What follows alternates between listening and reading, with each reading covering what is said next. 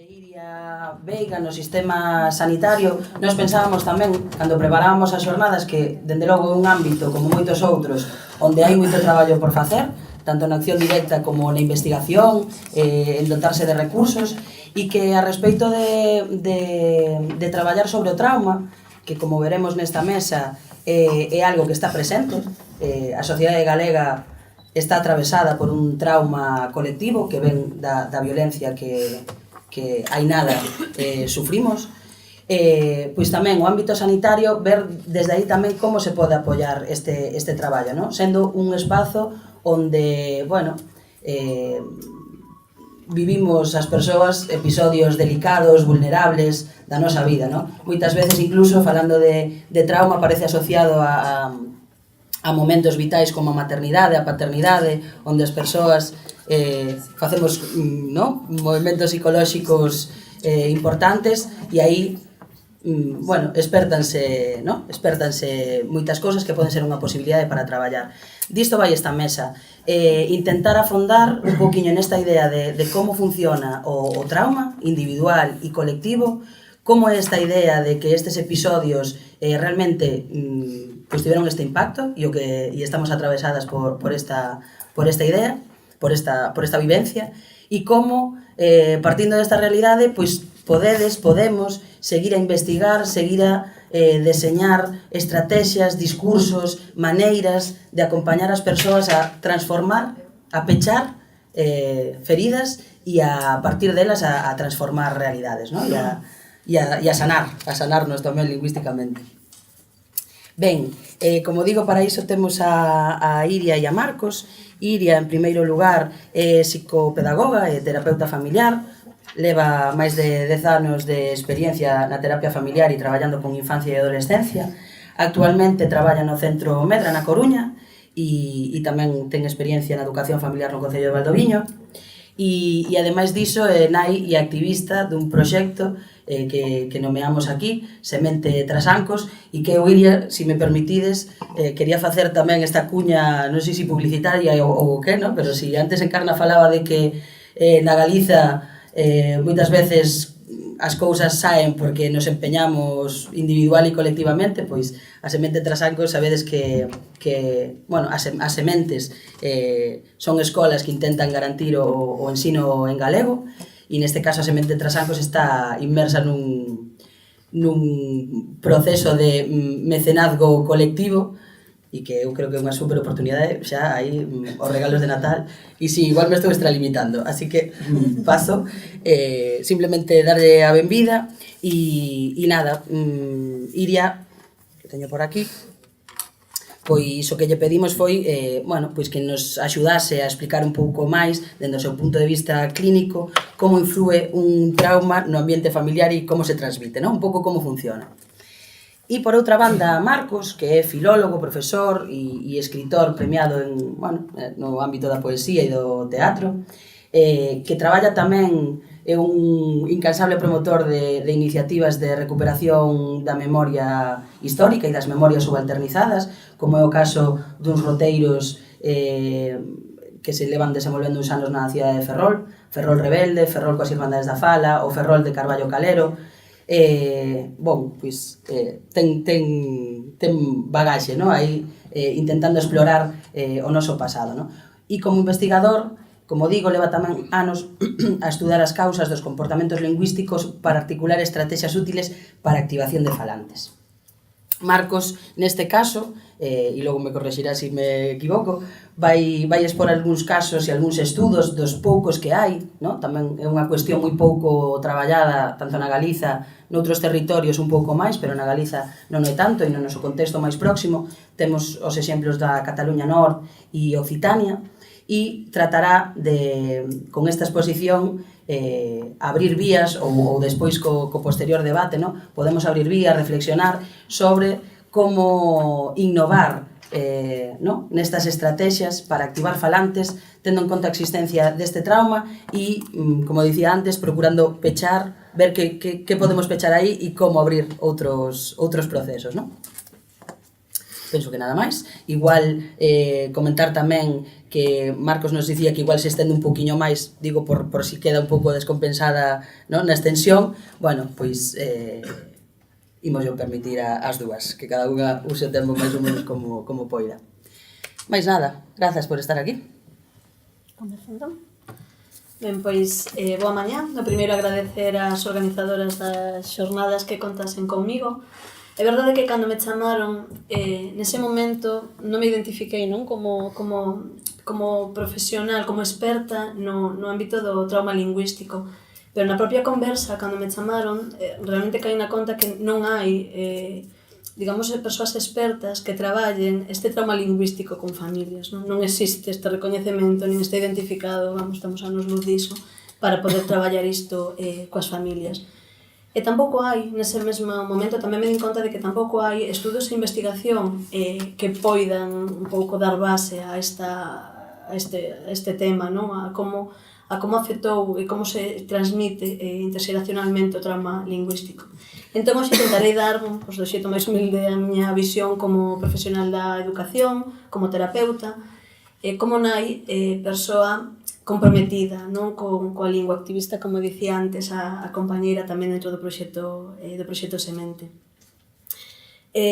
O meu traballo diario con familias consiste precisamente en analizar cales son os mecanismos que entran en xogo na transmisión interxeracional de valores, de crenzas, de traumas, como se transmiten e como se reproducen, non?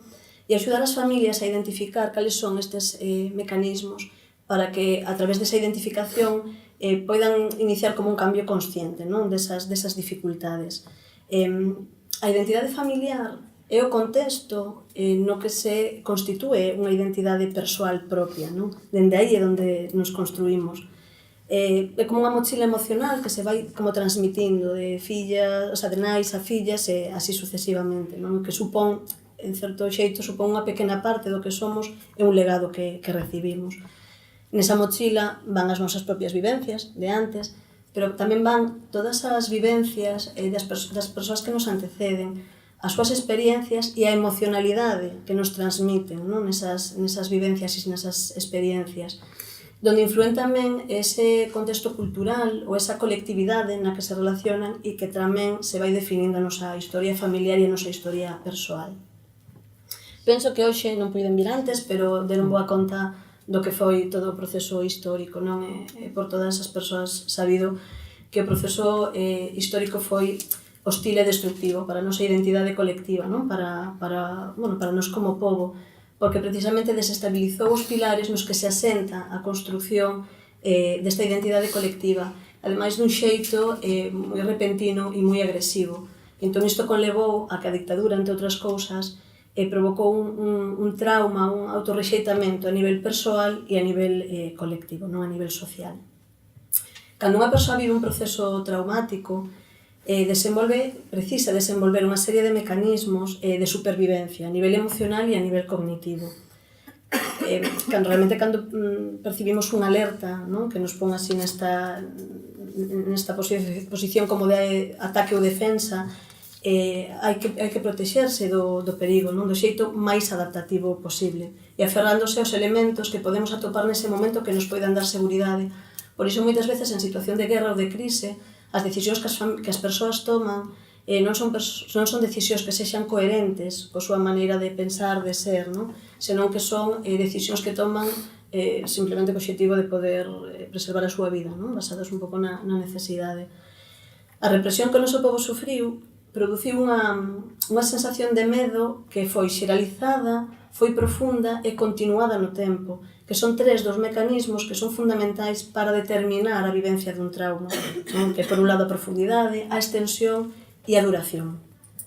Isto que provocou foi que as persoas tiveran que resolver dun xeito rápido como salvarse. Entón, o que fixeron foi modificar a súa persoa para sobrevivir principalmente, facendo desaparecer todos aqueles indicadores, todas aquelas cuestións que puderan supoñer un risco, un perigo, para as persoas que os perseguían. Isto fai que no camiño tiveran que anular moita desa identidade, moitos deses elementos que foron necesarios para o seu propio desenvolvemento. Ben, máis concretamente a lingua, como principal así símbolo identitario, foi castigado e perseguido, non? O o que puxo as persoas nesa situación de ameaza que estamos falando. E que xenera cando nos atopamos nesa situación? Como funciona este establecemento do trauma? Inicialmente, é preciso como bloquear o que somos e o que facemos, temos que bloquealo porque iso é o que supón unha ameaza en sí, non? Entón, se eu facía isto de xeito normal, teño que inhibir iso para non poñerme en risco, para poder protexerme. Despois desa inhibición inicial, realmente unha persoa que necesita elaborar unha negación, non? O sea, ten que negarse a sí mesma, ten que estructurar un pouco esa negación para poder sobrelevalo. Entón, eu entendo o que non podo facer, o que non debo facer para poder protexerme desa ameaza, non? Realmente, canto tempo poderíamos disimular, canto tempo poderíamos deixar de ser, non? E inhibir o que realmente facemos para dar o pego e poder escapar. Iso poderíamos sostelo 1, 2, 3 semanas, pero realmente para soster esa inhibición no tempo, o que foi preciso e o que é preciso é elaborar unha crenza, elaborar un pensamento onde se sustente, non, esa inhibición. Isto foi o que un pouco se empezou a construir nese momento, entender que o galego non é válido, mellor fora da casa o español, é unha norma imposta que temos que acatar. Entón, esta crenza, este pensamento elaborado, é o que despois actúa, o sea, intégrase e actúa dun xeito automático, é o que guía o comportamento. E esa crenza é o que ao final se normaliza, se instaura e é a que se transmite, non? Na convivencia, nas pautas de educación, porque ademais, claro, de salvarse como persoas tamén tiñan que garantir a seguridade das súas fillas e fillos. Entón o que fixeron foi proxectar esa proxección e transmitir estas crenzas que foron elaborando, non? Por iso a lingua normal, que antes servía para comunicarse, en todos os contextos pasou a relegarse ao ámbito íntimo, privado, non? E cara fora pasou ser o castelán como indicador de reducir todas as posibilidades de risco. Este patrón que se foi xestando en cada familia pasou a normalizarse, a compartirse e deu lugar a novas dinámicas sociais, a falar castelán aos fillos e fillas, cartelería, documentos. Isto, ao final, esta normalización da crenza é o que ao final define como empeza a funcionar, porque xa non é unha reacción inmediata a esta situación de ameaza, sino que xa empeza a crear marcas de contexto que son as que as persoas precisan para vivir, non? Entón aparecen estas novas referencias, estas novas dinámicas. E é importante entender que estas novas dinámicas non se crearon dunha maneira natural pola propia evolución social, non? Senón que realmente foi por un proceso baseado no medo, na represión, que fixo mudar a lingua como unha posibilidade, como un mecanismo de transmisión de afecto, senón que foi iso que falamos baseado na represión e no medo. Isto fai que a emocionalidade que se transmite e que acompaña este proceso, que non foi natural, senón que foi tan violento, pois que tamén se vai transmitindo nesa mochila na que falamos, vale? As políticas do esquecemento e a falta de recoñecemento e a definición real do que supuxo esa etapa fai que o proceso non chegara a pecharse emocionalmente, porque eu falo sempre un pouco do marco emocional. Isto pasa tamén, lóxicamente, nas historias de outros povos. E esa apertura o que impide precisamente as persoas é facer balance e comprender o impacto que isto tivo nas xeracións posteriores. Ademais, o feito de que quen oprimise resultase ser o bando gañador, pois fixo que ao final se fose dilatando no tempo. Non foi un final pechado, senón que foi algo que se foi dilatado no tempo, e aínda que a intensidade era menos que nos momentos da guerra, digamos, ou no momento así de maior actividade, e non estuvera tan latente o terror, era algo que estaba, que permanecía e que seguía estando. Entón, foronse consolidando todas estas crenzas que se elaboraron nun momento de crise, pero foron pouco a pouco normalizándose, estendéndose dun xeito tan aberto que non hai final esas crenzas e chegan a hoxe en día, non? Sigue sin repararse, siguen sin haber alguén que pudera parar e elaborar ese sentir, que para reparar os traumas é moi necesario validar, recolocar a historia, poder abordala e poder elaborar ese sentir para poder reparar de algún xeito ese dano causado, non? Isto que fixo foi que a reacción ao trauma tuvese continuidade nun xeito normalizado até hoxe. Para exemplificar isto, se me permitides, vou usar un caso persoal. que eu, como moitas de vos, teredes nas vosas familias. No meu caso, en 4 xeracións. Na miña familia materna, chegou a min esta emocionalidade tan marcada e tan profunda do franquismo. Viviuse con moito medo, e ainda hoxe, eu teño un avó que ten 87 anos, non consigue falar absolutamente nada do que para el foi esa etapa, nada sobre a súa infancia, nada sobre a súa xuventude. O máis que conseguín saber é que a súa casa estaba ao lado do cuartel, e unha frase que el di moito é só quen o vivimos, sabemos o que vivimos, efectivamente, só quen o vivimos, sabemos o que vivimos. Ese mesmo avó sempre falou en galego cos seus irmáns e coa súa parella, no ámbito íntimo da súa casa, sempre foi galego falante, pero educou as súas fillas en castelán, e ademais todas as relacións sociais que estableceu e que establece a día de hoxe son tamén en español, non? Entón, é moi doado ver como ele inhibe a súa lingua natural, a súa lingua propia que é o galego.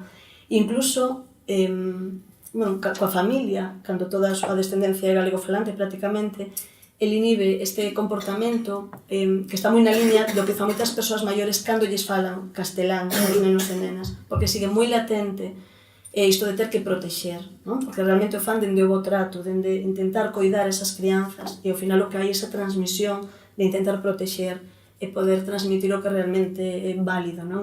E non corre risco. Dende que morreu miña avó hai 5 anos ou así, non voltei a escoitar o meu avó prácticamente falar en galego nunca.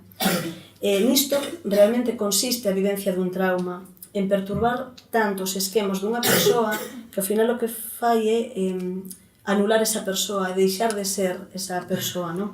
O cambio de rexistro lingüístico tan ríxido, como é o caso do meu avó, ao final o que indica é que hai unha resposta a un trauma non reparado, porque senón no momento que desaparecer a ameaza, ese trauma podería, ou ese comportamento podería mudar, pero que tantos anos despois siga asentado nun xeito tan ríxido é porque realmente é un trauma que non foi reparado.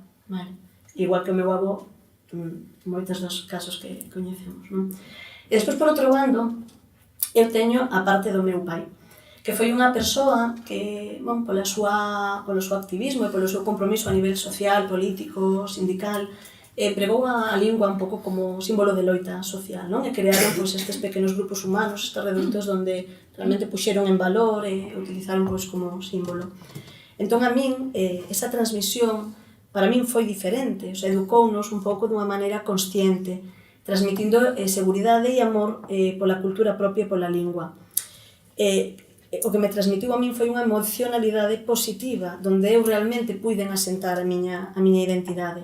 Isto fixo que eu con 16 anos decidise mudar e ser monolingüe en galego, que non podería facer se me transmitiran outro tipo de emocionalidade e outro tipo de valores, non? Entón, eu recibí unha transmisión diferente polas dúas partes, pero a que sí me marcou a min foi a de parte do meu pai, porque, tal e como me transmitiu, miña acompañada desta emocionalidade que falo e desta seguridade que a mí me axudou a comprender e a consolidar esta identidade que hoxe teño, e que ao mesmo tempo esta seguridade tento a seguridade coa que tento educar os meus fillos. Ben, hoxe en día, como digo, son nai de dúas crianzas de 6 anos e traballo tamén con infancia, como educadora e como terapeuta. E vivo moi de preto como se relaciona a infancia coa lingua. Vou un pouco exemplificalo con 3 casos. Son 3 casos así moi pretos a min, pero ao final, ben, vou perfecto. Ben, as miñas sobriñas, por poñer un exemplo, son 2 nenas que viven nunha zona rural, nun concello de Lugo, e son nenas que son galegofalantes e todo o seu contexto é galegofalante, non? Na escola, familiar, a nivel social, pero son nenas que, cando coinciden con outras crianzas que falan castelán, en calquera contexto, mudan automáticamente ao castelán. Na súa familia sempre foi visto como algo moi positivo, porque teña a capacidade de falar 2 linguas, non? O cal ninguén vai poñer en dúbida que cantas máis linguas saibamos, pois é máis enriquecedor. Pero isto non é o que pasa co galego e co español, non? Sino que elas o que entenden é que a súa persoa non é suficientemente válida e a súa lingua non é suficientemente válida e choca coa necesidade que teñen as crianzas de deseabilidade social, o sea, de agradar, de encaixar e de ser aceptadas. Entón, elas nunca viven o contrario, non viven que outras crianzas muden para adaptarse a elas, Entón, isto ao final o que fai é tocar a súa autoestima persoal e lingüística, non facerlles ver que realmente en sí non está ben, e normalizar outra vez máis o español como lingua de prestixio, non? De cara ao exterior. O segundo exemplo é unha nena galego falante nunha comarca como a nosa, que é a comarca de Trasancos, a zona de Ferrol, Narón. É unha comarca completamente castelanizada, non se pode escutar a crianzas nos parques ni nos patios do recreo falar en galego, non? Bom, pois poñemos o exemplo dunha nena que foi galego falante por un compromiso da súa familia ata os 3 anos, onde decidiron escolarizar. O que pasa nestas familias, non, usando este como exemplo, é que coidan que poden preservar continuando, preservando o galego na casa, usando todos os materiais, contos, deseños, demais en galego, e incluso mantendo relacións nos contextos así sociais en galego, pensan que poden conservar o idioma. Non sei se sabedes canto tempo tardan en perdelo, pero os primeiros días empezan xa a mesturar palabras en castelán, a segunda semana diferencian un pouco, falan ainda o galego na casa, non? E o español na escola, pero en menos de 2 meses as crianzas perden completamente o idioma, non? Porque choca outra vez máis co que viñamos dicindo, choca co que se atopan. Realmente, por moito que as súas familias intentan elaborar un pensamento, o sea que, cando intentamos elaborar ese discurso coas crianzas e explicarlles a importancia, non é suficiente, porque realmente o que non construímos e o que non teñen é o sentir, a emocionalidade onde hai que asentar o pensamento. Entón, por moito que lles digamos o importante que é para a familia, o importante que lles queramos explicar, cando chegan á escola e lles din ti en que falas, e lles fan entender que non son válidas, non? Mudan rapidamente, porque tamén teñen esta necesidade, igual que tivo o meu avó e todas as persoas de antes, de sobrevivir, de ter esta supervivencia emocional, non? A nivel cognitivo. Entón necesitan esa ruptura e ao mesmo tempo que pasa moitas veces é que se posicionan precisamente no lugar contrario e chegan un pouco a atacar e a reprochar a outras crianzas galego-falantes e a humillar a outras crianzas galego-falantes, isto vémolo por esa necesidade de reafirmación, non? Ben, por último, os meus fillos teñen 6 anos e son galego-falantes ao 100%. Nesa mesma comarca, da que describín anteriormente.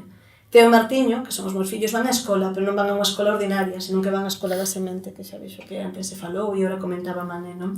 Que é unha escola que construímos un pouco coas mans de moitas familias comprometidas coa lingua.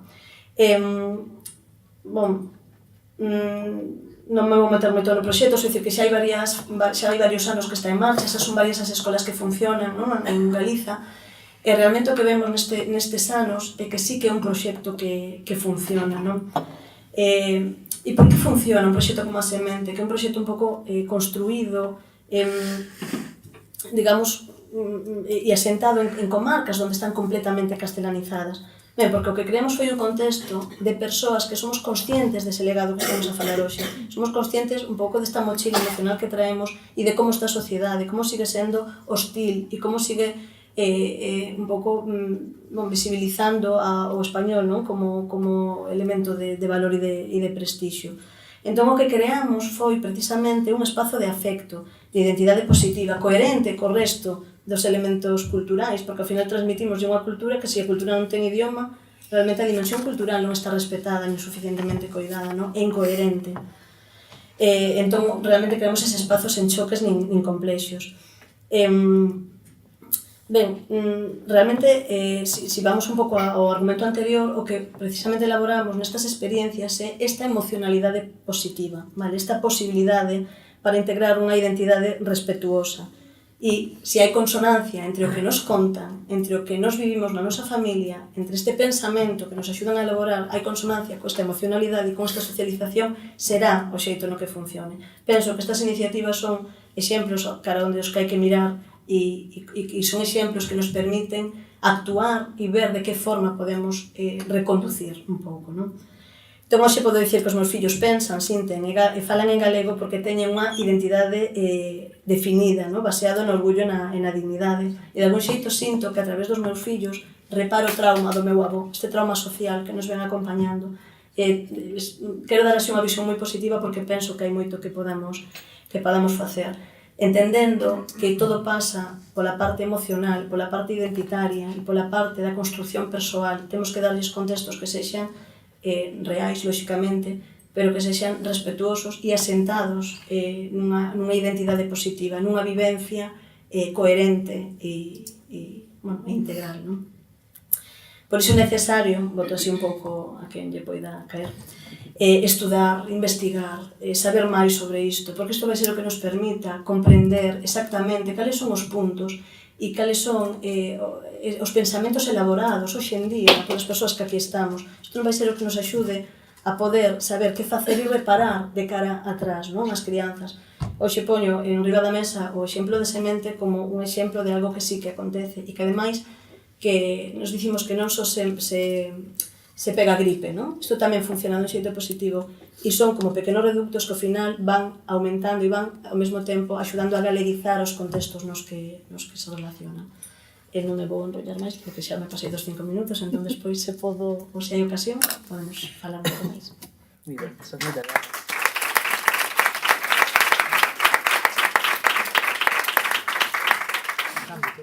Sí, prefires? A mí?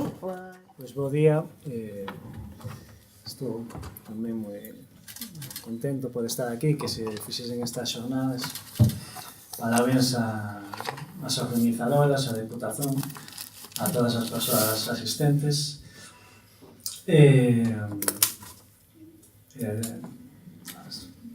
Fixeme reflexionar moito e a verdade que lle agradezo moito a presentación que fixo desde experiencia persoal e práctica de crear espazos seguros para o galego, porque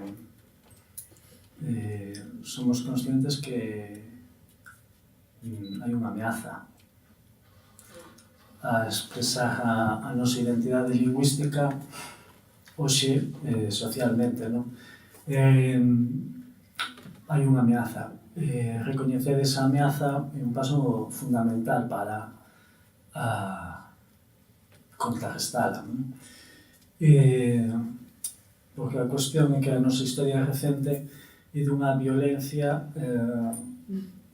difícil de comprender, non? Ainda hoxe estamos, Miguel Macho, con nomes e voces, comeza a entenderse esta dimensión que tivo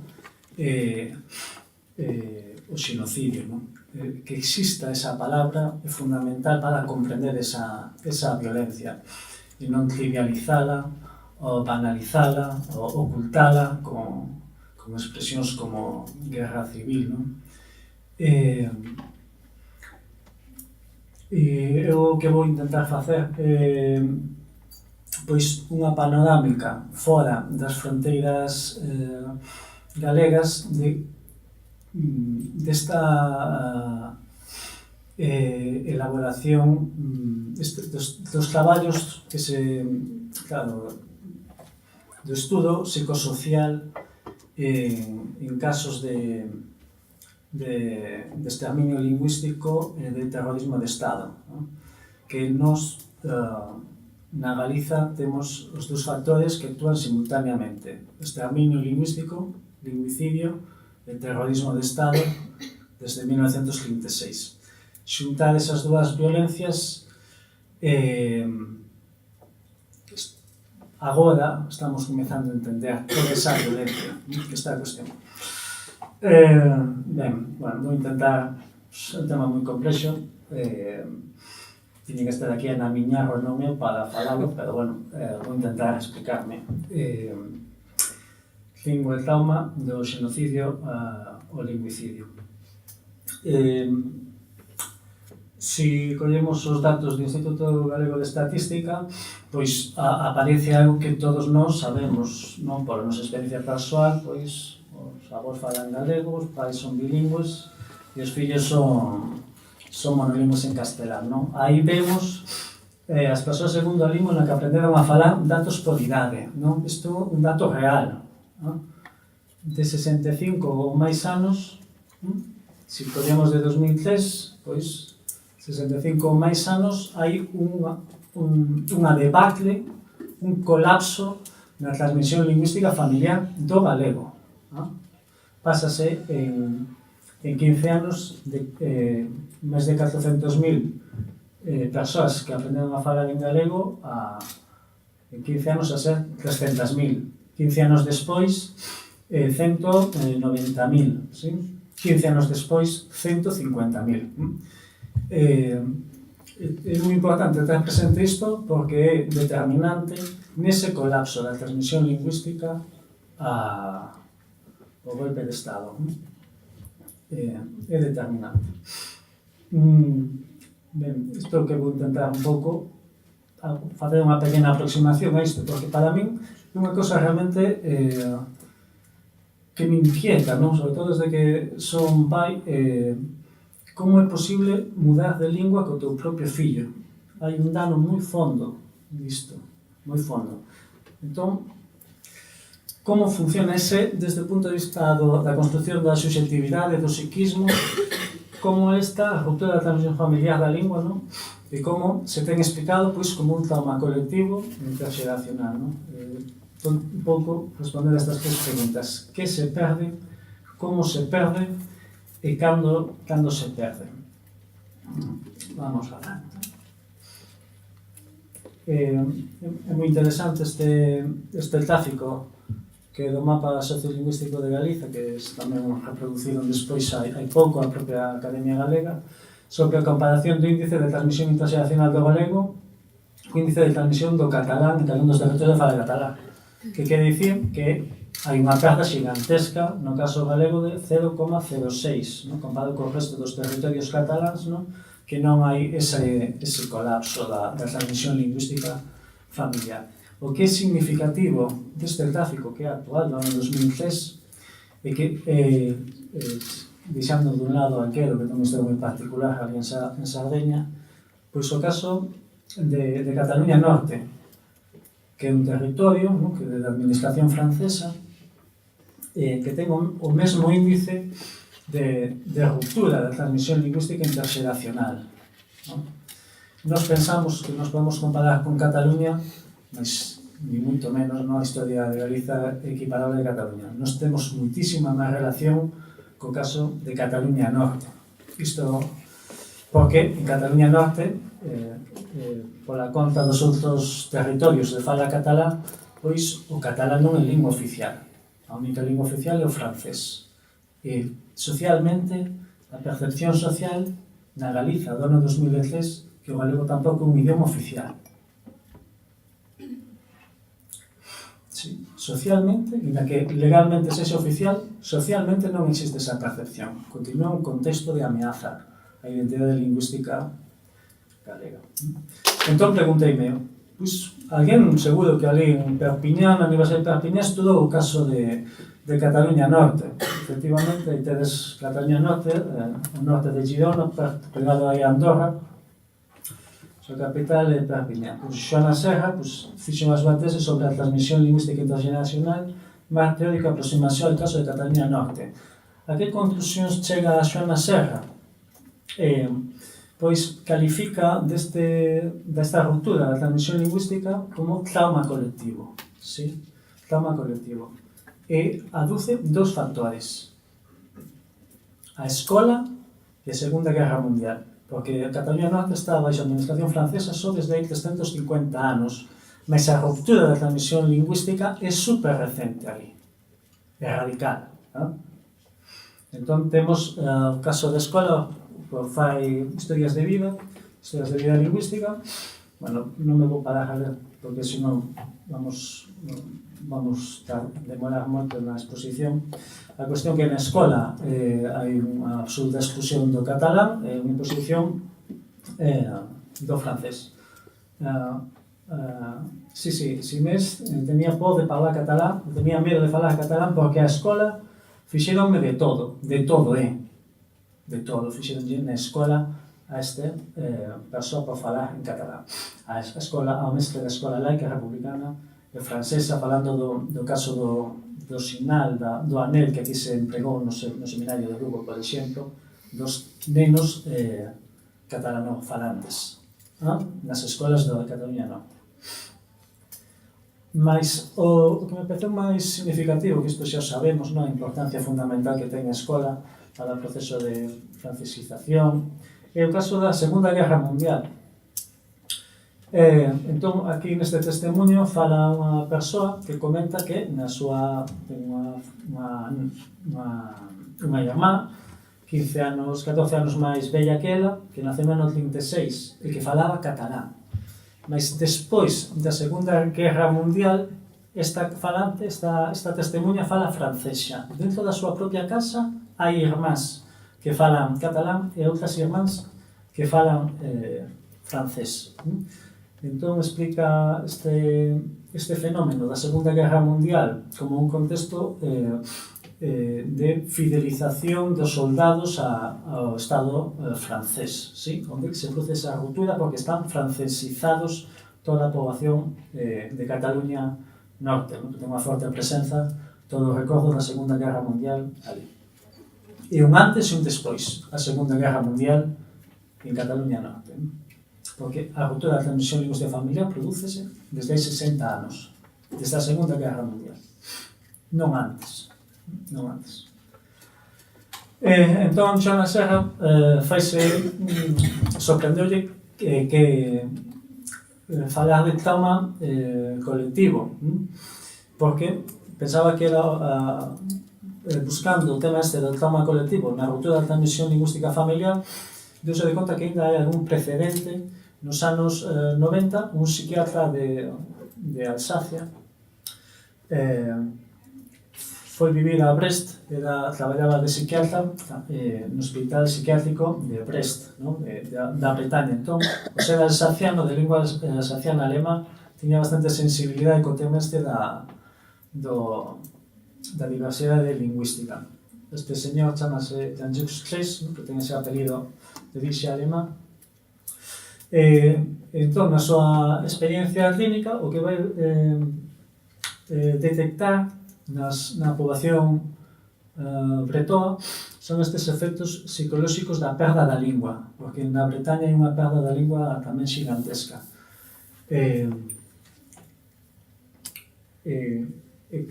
El identifica unha morbilidade, unhas doenzas que se agudizan a respecto da poboación francesa aí na Bretaña, con trastornos adictivos, prevalencia do alcoholismo, aumento da depresión, suicidios e unha tendencia á violencia. Son sorprendentes os paralelismos que a Galiza, que hai un índice de suicidios, de alcoholismo e depresión superiores ao resto do Estado español. El identifica tamén unha doenza,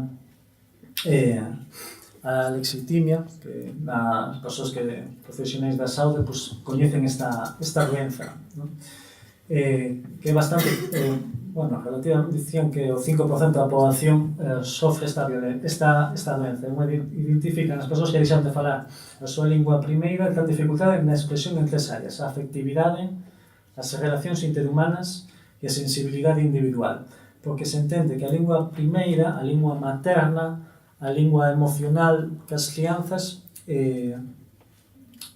está nun lugar moi diferente que a lingua unha lingua segunda aprendida na escola, funcional, ¿sí? Ese choque desa lingua do corazón fronte á lingua operativa, pois vai producir unhas interferencias na ligazón emocional co fillo ou ca filla. E ese fillo e esa filla, ao sofrer esa perda de lingua, non vai identificar os seus propios afectos e vai ter dificultades nas relacións interhumanas, segundo este psiquiatra, que é a lexitimia, chamase a doenza, que está relacionada ca afasia histórica que falaba Miguel Martín. Isto é un pouco a explicación que lle dá a esta prevalencia da lexitimia na Bretaña debido á ruptura da transmisión lingüística familiar. O uso do francés é máis frío, efectivamente.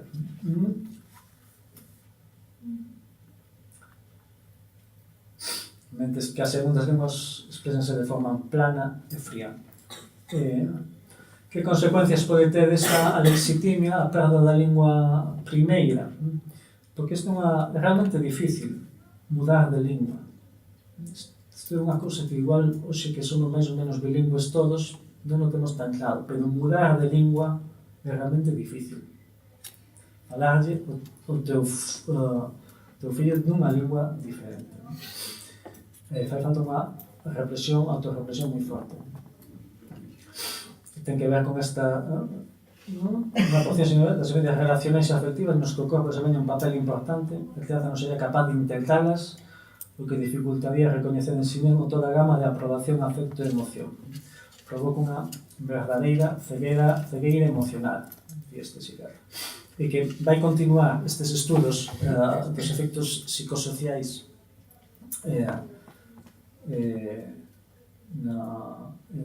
Francia, ali en Occitania, en Montpellier, sobre occitano, non?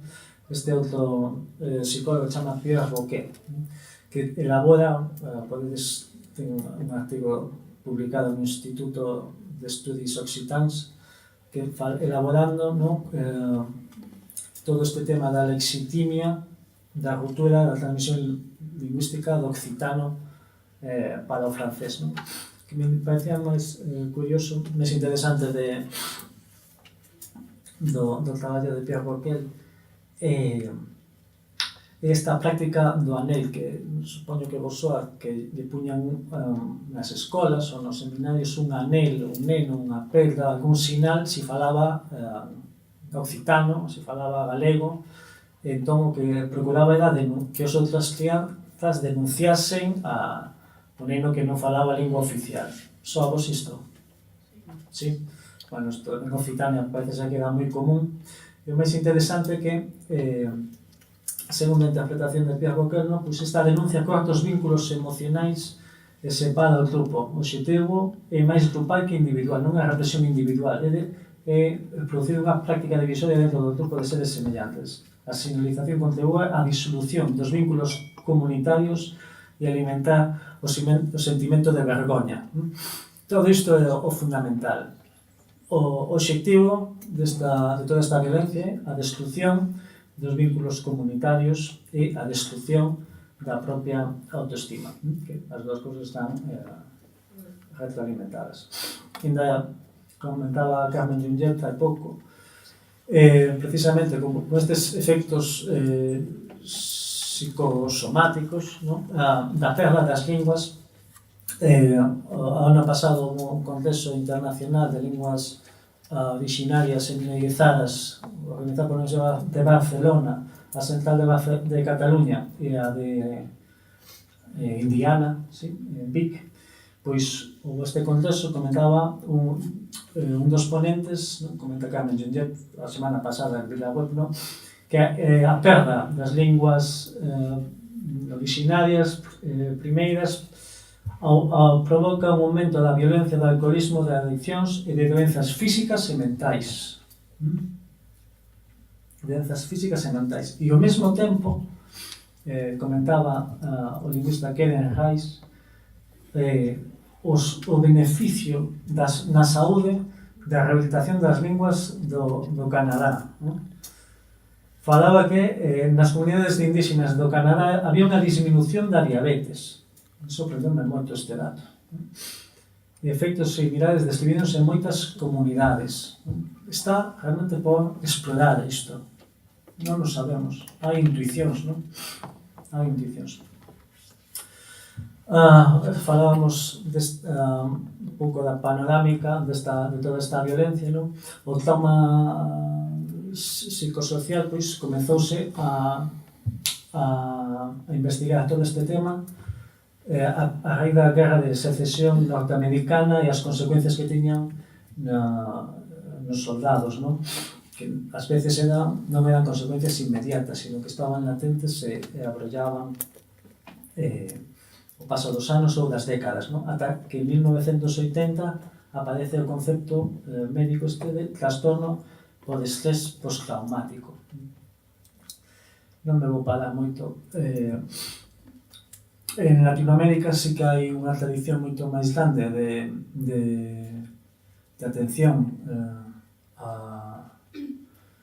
atención clínica ás persoas vítimas de terrorismo de Estado, Este é un libro moi importante de dos psicólogas, Daniel Puget e René Caix, Violencia de Estado e Psicoanálisis.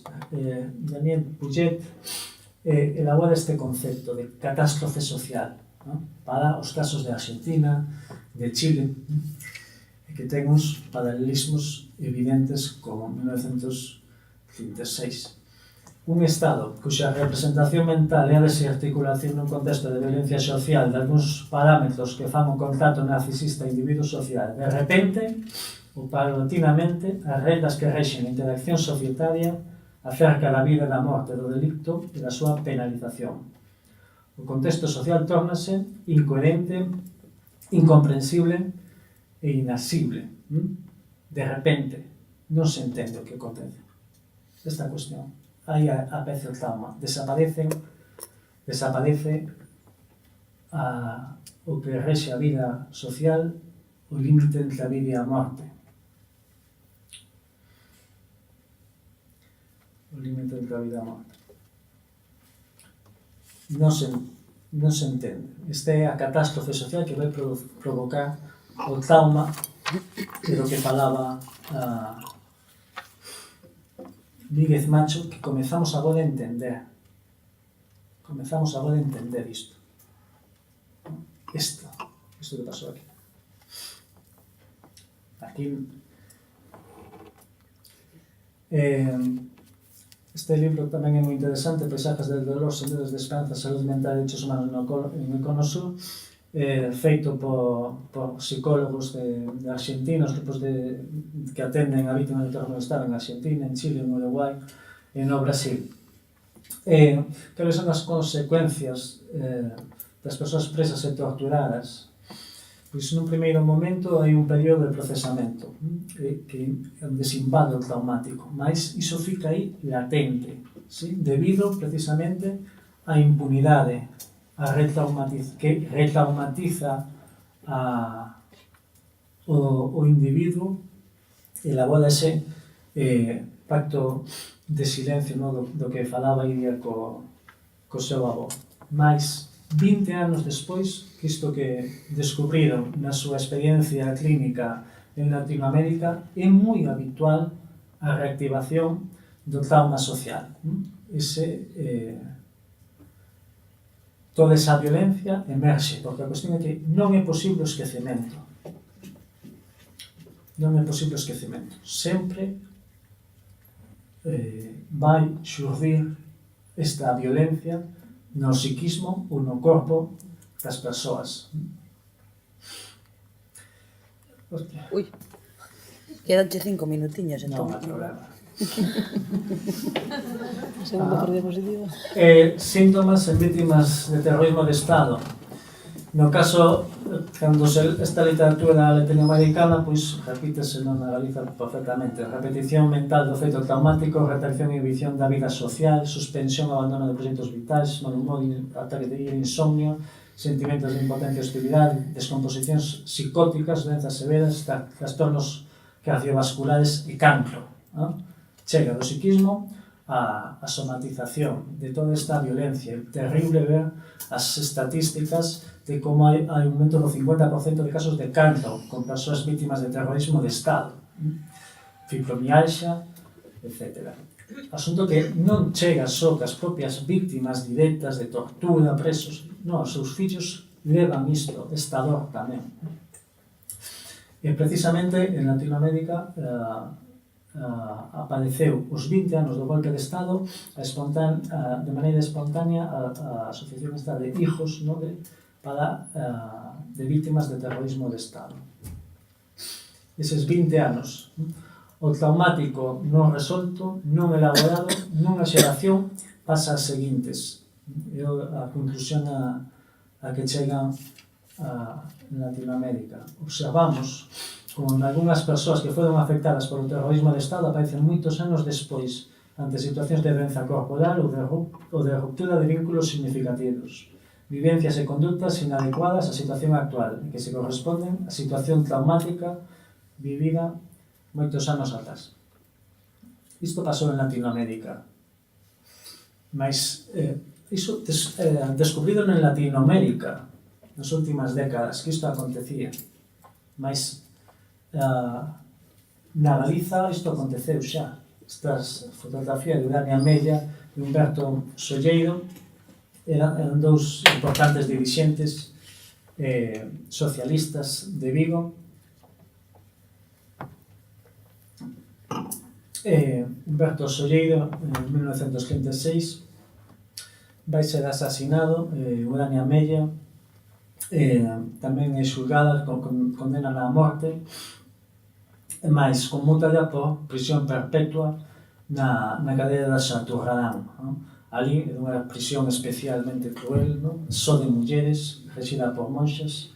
Esta é unha fotografía de Urania Mella e Purificación Gómez, que era, fixeronse amigas alá en Xaturradán. Purificación Gómez era a única alcaldesa republicana da Galiza, era da Caniza, Purificación Gómez. Urania Mella, isto de 1936 a 1943. Urania Mella e Humberto Solleiro tiñan 4 fillos. Esta era a filla de Urania Mella, chamase Concepción Solleiro Mella. A saída de Urania Mella da cadea, reencontrase cas súas fillas que estaban vivindo na casa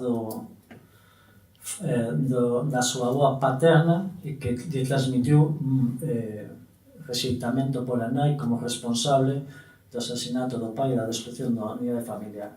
Concepción Solleiro, Urania Mella pídelle se lle dá un bico a súa nai que acababa de sair da cadea. Concepción Solleiro envenenada por toda esta situación da súa avoa paterna, pois négalle ese bico, négalle o bico. A cuestión é que Urania Mella vai vivir para Lugo e no ano 45 vai morrer dun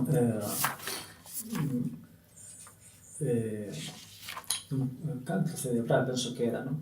Non é casualidade que tivese cancro Urania Mella. A cuestión é que Concepción Solleiro, levando todo ese peso realmente traumático, vai ser que o nacimento do seu primeiro fillo, que despois do nacimento do seu primeiro fillo, que se dea conta da dor que significa ter un fillo, o vínculo tan forte afectivo co fillo, que de repente danlle ataques como de epilepsia, que cae desmaiada, que se vai da casa sin saber a onde. Vai por moitos médicos, vai a ir a Madrid, a Barcelona, e non saben de onde procede isto.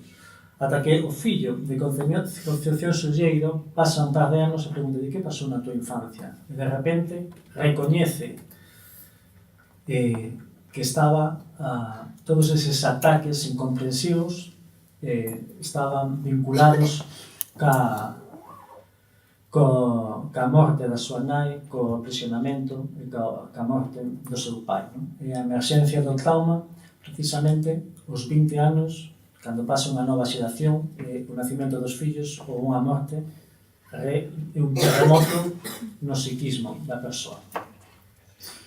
No Estado español hai unha psicóloga que é pioneira desta cuestión da violencia do terrorismo de Estado, chamase Ana Miñago, que sustituo ali, que a cuestión do excepcional do Estado do caso español é a longuísima violación da ditadura, non? E a impunidade que ainda continúa 80 anos despois. Entón, como identifica Ana Miñago a transmisión deste trauma? Pois nunha primeira xeración a imposibilidade do do polo acontecimento traumático, fala do indicible das vítimas que sobreviviron. Na segunda xeración fala do innomeable. Os fillos desa primeira xeración saben, aí notan que houve indicios dunha violencia xigante, mas non son quen de elaborar esa situación traumática debido á dictadura. E vai ser, na terceira xeración, eses netos na profundidade do seu psiquismo fala do impensable, intúen algo, non se saben ben o que, está moi fondo. E hai dúas posibilidades na xeración dos netos. A xeración que lle chega ese silencio forzado desde o impensable.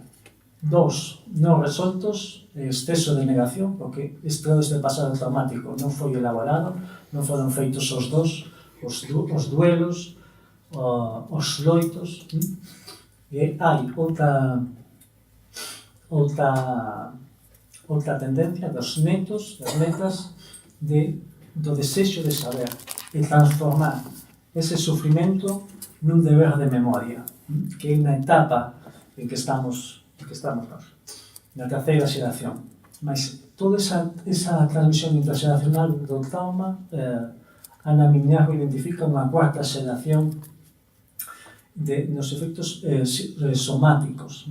Ela foi quen elaborou o protocolo de atención sanitaria para o Memorial Democrático de Cataluña cando se abren as fosas comuns.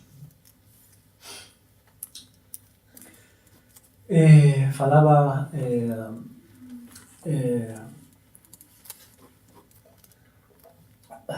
Encarna Otera da Escola de Galego, Escola de Ensino Galego, precisamente que estaba aquí ao lado, na Praza María Pita. Mas foi super reducido o número de alumnos realmente excepcionais como Calvete ou Mariñas del Valle. Mas este é unha fotografía que a mí me emocionou especialmente, que está en Vigo, porque realmente durante a Segunda República ia comezar, houve un proceso de renovación do magisterio enorme. Non só de renovación pedagóxica, senón tamén de galeguización. Este é o contexto de galego, dos cabelos de ensino da Galiza, sí? Vedes aí a presenza de mulleres e de moitos homes puño en alto, que estaban vinculados ao UGT, o Conceso de Federación de Traballadores de Galiza, que é cando a Federación Estatal ia facerse autónoma neste contexto que van facer de elaborar como vai ser a escola galega, porque isto é de abril-maio de 1936, porque ia ser aprobado o Estatuto de Galiza. Están pensando como vai ser o curso académico 1936-1937. Aparece, por certo, en El Pueblo Gallego, o xornal máis importante da época, aparece unha sección desde o ano 27-28, chamadas así, La enseñanza y los maestros, levado a Polinar Torres para divulgar toda esta preocupación republicana e socialista sobre a renovación pedagóxica, o contexto de Luxemburgo do bilingüismo. É moi extenso todo este contexto, como vais o plano ideal para a Federación de Centros de Ensino de Galiza, que agrupaba a un mínimo de 700 mestres en toda Galiza. A cuestión da lingua, que é que nos interesa a min e a nós. Pois Ignacio Herrero Fuentes, do Colexio de Tamallancos en Ourense, vai levar esta proposta que vai ser aprobada. El problema lingüístico de la escuela gallega. Afirmación lingüística de que el gallego es un idioma completamente formado y diferente del castellano que vive en todos los pueblos de la región. Experiencia pedagógica que, siendo el gallego la lengua materna del niño de Galicia, de ella habrá que servirse como factor necesario en la misión educativa e instructiva que la escuela pública se propone. Esta que me interesa, condición pedagógica de que la enseñanza de una segunda lengua no debe comenzar hasta que el niño llegue a la edad de cierto grado de abstracción y generalización, los 10 años aproximadamente. ¿Qué significa esto? Que a Federación de Traballadores de Ensino de Galiza ia aplicar no curso académico 1936-1937 o bilingüismo escolar. É dicir, todo en galego ata os 10 anos. A segunda lingua é o castelán. Entendemos isto? A dimensión que ten isto. A dimensión da escola galega, escola nova e galega. non é unha cuestión reducida ao Partido Galeguista, que tiña moitísimos mestres, por certo, por toda Galiza. A executiva da Federación de Ensino de Galiza, Apolinar Torres, que era quen levaba esta sección en el pueblo gallego, vai ser o secretario xeral. Isidro Cid, secretario administrativo. Luis Soto, prensa e propaganda. Marcelino Lago, representante na Federación Estatal. O problema é que, claro, este é o congreso de precursor do sindicalismo do magisterio de maio de 1936, en Vigo, no local das Conserveiras, vinculados ao Partido Comunista. Apolinar Torres era un destacado dirixente do Partido Socialista. En 1936 vai ser asasinado. Isidro Cid vai ir para o exilio. Luis Soto vai ir para o exilio. Marcelino Lago vai estar depurado de emprego soldo ata o ano 64, que por certo daba clases en Piñeiros, Narón. E Luis Soto, desde México, despois será un dos fundadores da UPG. Este mesmo Luis Soto, que vai ser o secretario de Castelao, que vai organizar a homenaxe a Celso Emilio no ano 67. Este Luis Soto é un dos vinculado ao Partido Comunista neste momento. Un Partido Comunista que estaba moito máis próximo, estaba asumindo o que iría significar a autonomía para Galiza. Temos que concluir. Sí, estou a concluir. E non só simplemente foron estes 4 mestres. Virgilio Herrero vai para tamén exiliado, vai ser profesor na Universidade de Panamá. E vai haber centos, milleiros de mestres depurados por el porvenir de la patria, maestros de la provincia de Pontevedra, que fueron suspendidos en sus cargos. Acaba de ser na revista Sarmiento, non? Uns estudos por provincias sobre o que significou o exterminio, porque hai os dos procesos, exterminio e represión. Xenocidio e represión. Ben, isto que Neira Vilas comenta esta experiencia da infancia e da escola. E houve un día na escola que dixo a mestra: hoxe, en 1936, todo en castellano, dentro e fuera de la escuela. Porque antes non era todo en castellano, dentro e fuera de la escuela, esta cuestión. Hai depuración e exterminio, e todo, hai de haber moitas persoas beneficiadas polo fascismo. Todos eses mestres que non van dar clases van ser sustituídos por excombatentes e mutilados de guerra, que polo que se caracterizaban pola súa adhesión ao réximen, non polos seus coñecementos pedagóxicos. Hai realmente na escola de Galiza en 1936 unha ruptura xigantesca coa anterior etapa, xigantesca. Non se pode equiparar a marxinación do idioma galega durante a Segunda República ca auténtica persecución que significou 1936. Santiago Álvarez, por exemplo, que foi un dirixente moi importante do Partido Comunista de Galicia, é moi interesante o seu testemunho, que é equivalente ao de Luz Fandiño, e que será por todo o territorio galego, que é a cuestión da violencia física, porque non é simplesmente que haxa violencia simbólica, violencia psicolóxica, non hai violencia física. Violencia física. Os nenos maltratados, porque a escola franquista estaba completamente normalizado o maltrato infancia. Como hai impunidade para asasinar e maltratar os adultos, na escola tamén hai impunidade para maltratar os nenos e as nenas. E un dos motivos para o maltrato físico dos nenos e das nenas é empregar o galego. Isto que comenta Santiago Álvarez, ou o que comentaba Luz Fandiño, que dicía ela, isto é o interesante do trauma, yo soy unha burra de non saber, e dicía Luz Fandiño: eu non era consciente da dor que eu levaba. Isto é a clave. A dor, non somos conscientes da dor que levamos. Da dor. Da dor física, da dor psicolóxica, da dor simbólica. Como este caso, hai milleiros. 250.000 crianzas foron na primeira etapa do franquismo. Como mínimo 2 millóns de persoas pasaron pola escola franquista. Carlos Casares, no seminario de Ourense, tamén falaba de que lle facían copiar 100, 200, 500 veces no hablaré en gallego. En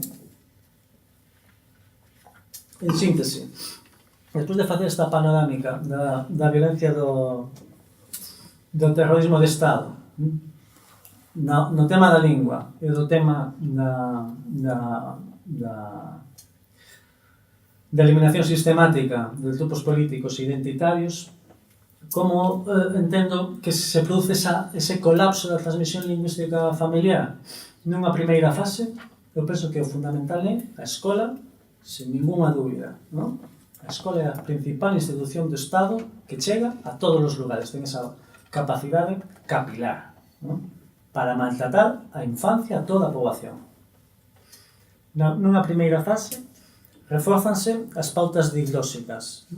Precisamente a escolarización, durante 20 anos, de 1936 a 1956, só o 70% da poboación vai ser escolarizada. Moi poucos anos, de 6 a 11 anos, era a idade de escolarización obrigatoria. Non mellorou nada o ensino. O que sí que van ser realmente uns sádicos, os mestres, o magisterio franquista. Esa violencia sistemática contra a poboación infantil vai traducirse 20 anos despois na emerxencia do trauma, que a nova xeración non se transmite a lingua, o que se vai transmitir é este trauma, precisamente como un contexto ameazante,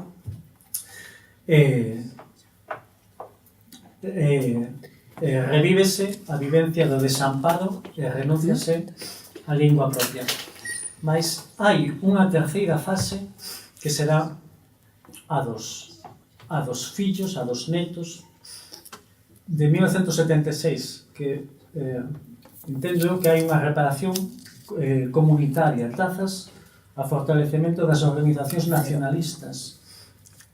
Sí, estou pechando. Precisamente, desculpade que é un tema moi complexo, acabo agora. Que son que realmente mudan os usos lingüísticos sociais, non?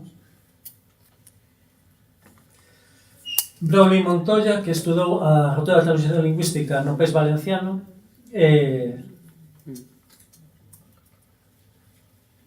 a condición previa que se produza unha interrupción da transmisión interxeracional dun idioma que sería unha aprendizaxe xeralizada doutro idioma, que adoita suceder por razóns políticas. Estas son as dúas ideas clave.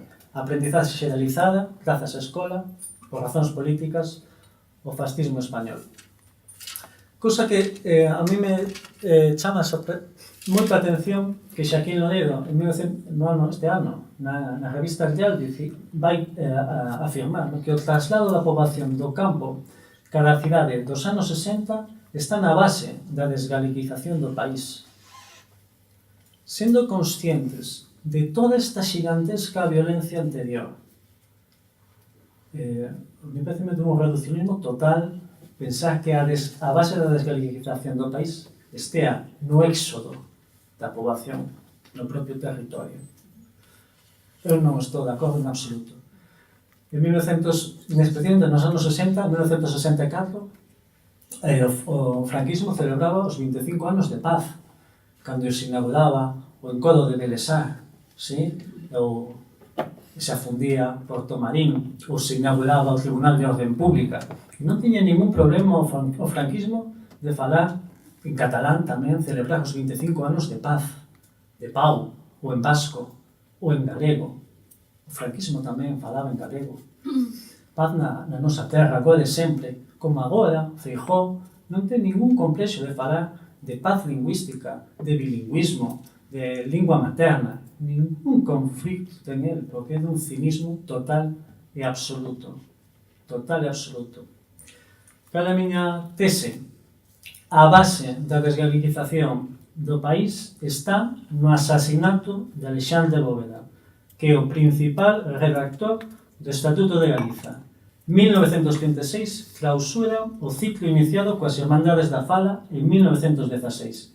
Neses 20 anos conseguen oficializar a lingua galega. 1936 supón unha ruptura total, unha catástrofe social. A política lingüística que precisa este país é a que deseña Castelao nesas crianzas. Os fillos de Alexandre Bóveda, os netos de Alexandre Bóveda, os bisnetos de Alexandre Bóveda. Recoñecer o traumático onde a lingua adquire un papel fundamental na reparación dos vínculos individuais, familiares e comunitarios. Este é a clave da cuestión. A lingua ten unha función reparadora. Esta cuestión. Reparadora dos vínculos sociais. O recoñecemento do traumático fará que o carballo da resistencia de Galiza volte a brollar. Mais nada, moito obrigado.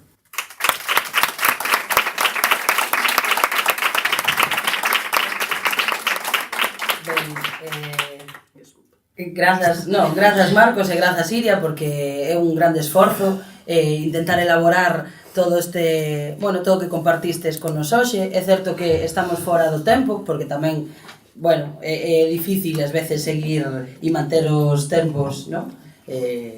Neste tipo de xornadas onde pasan tantas cousas, onde comezamos un poquinho máis tarde. Entón, eu penso que se moveron moitas cousas, as cuestións que fomos abordando hoxe son complexas e son duras tamén. Eu creo que hoxe estivemos aquí falando de realidades moi duras, de ver como isto pode axudarnos a entender o noso panorama sociolingüístico e como dende aí complementar un pouco esas análises que ás veces parece que ou se quedan un pouco escasas ou directamente hai, outras que non concordan, non, con esas análises.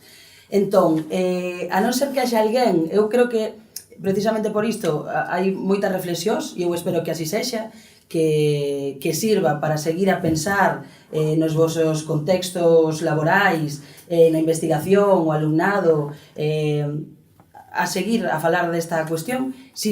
Si hai alguén que precisa facer algunha pregunta, algún comentario, compartir igual, non sei, que se moveu nesta exposición, pois podémolo facer e se non, pecharíamos.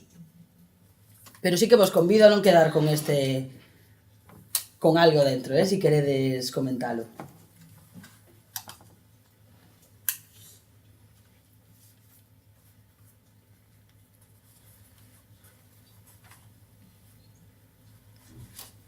Ben, pecharíamos entón a xornada. Moitas grazas a todas e a todos por vir. Sabedes que estas xornadas continúan o ano que ven, hai 2 máis, en marzo e en abril. Abordarán ou intentaremos falar da transmisión non familiar da lingua e de como tamén a lingua se vincula cos xéneros. E agora será o espazo para as traballadoras e traballadores dos servizos de normalización lingüística para darnos unha horiña máis nas que facer un pouco de traballo colectivo e arrancar un proceso de traballo conxunto entre vos e a Deputación. Moitas grazas, ata a próxima.